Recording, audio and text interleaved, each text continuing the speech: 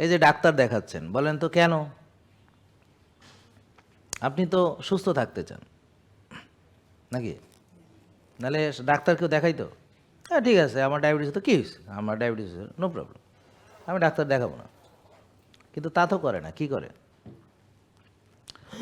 Sugar 22 হয়ে গেছে, ওরে বাবা, তাড়াতাড়ি দৌড়ায় ডাক্তারের কাছে যায়, তাই না? কেন? ডাক্তার তাকে ভালো করে দিবে। তা এখন সুগার বাড়ছে কেমনে সেটা সে জানে না, ডাক্তার জীবনে তাকে বুঝাবে না। আপনাদের ডাক্তার বুঝাইছে? আপনার যে ডায়াবেটিস কেন হয়েছে ডাক্তার বুঝাইছে? তাদের কি এত সময় আছে?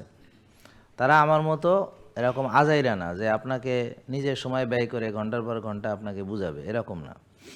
তারা ব্যস্ত মানুষ, 2-2.5 মিনিট 3 মিনিটের মধ্যে আপনার এর চেম্বার থেকে বের করে দিবে, কটা ওষুধ লিখে আবার আসবেন, আবার খাবেন, আবার আসবেন।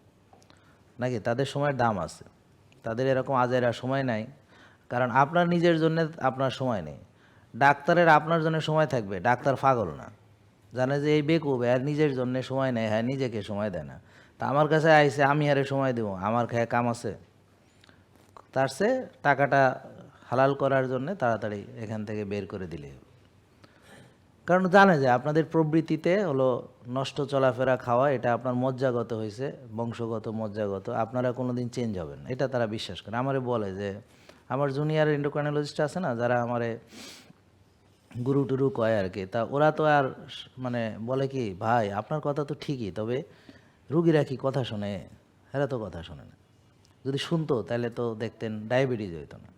সবই বুঝে, তারা বুঝে নাকি? তারা কি বেকুব না? তো এই জন্যে যে নিজেকে নিজে ধ্বংস করে তাকে সাহায্য কেউ করবে না।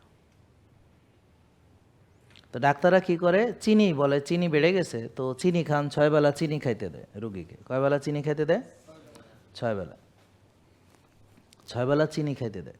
সকালে উঠে সে চিনি খায়, রুটি খায়, ডাক্তার লিখে দিছে রুটি খান। তারপরে আবার একটু পরে মুড়ি বিস্কিট খই খান, ডাক্তার লিখে দিছে। আমার কাছে বই আছে, আপনার বিশ্বাস না হয় এই যে বইয়ের ভিতরে লেখা আছে 6 বেলা খাওয়া। এটা কিসের বই? আমি বানাইছি?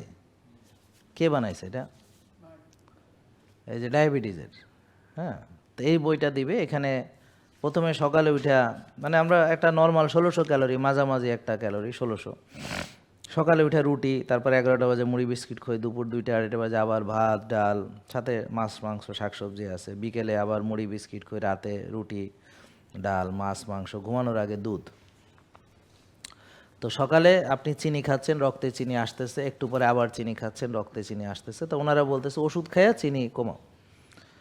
কিন্তু কেন ডায়াবেটিস হয়েছে, কোষে ওভারলোড কীভাবে হইলো, এটা নিয়ে কোনো আলোচনা নেই।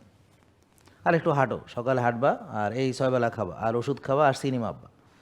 কিন্তু কোষের অবস্থা কি, ইনসুলিন রেজিস্ট্যান্স, এটা মাপার দরকার আছে কি না, এই ব্যাপারে আলোচনা নাই।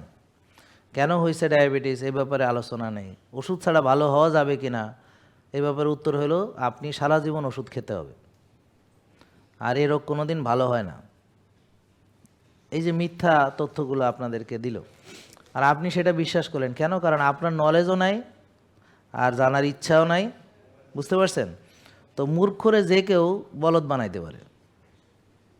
আমার কথা বুঝতে পারছেন? যারা মূর্খ তাদেরকে যে কেউ বলদ বানাইতে পারে, মানে তাদেরকে সেরা, মানে সারা জীবনের মতো অজ্ঞ রাখতে পারে, এবং তাদেরকে ম্যানিপুলেট করা সোজা। জানে না, এরে যা বলবো তাই শুনবে, আমি যা বলবো সে তাই করবে।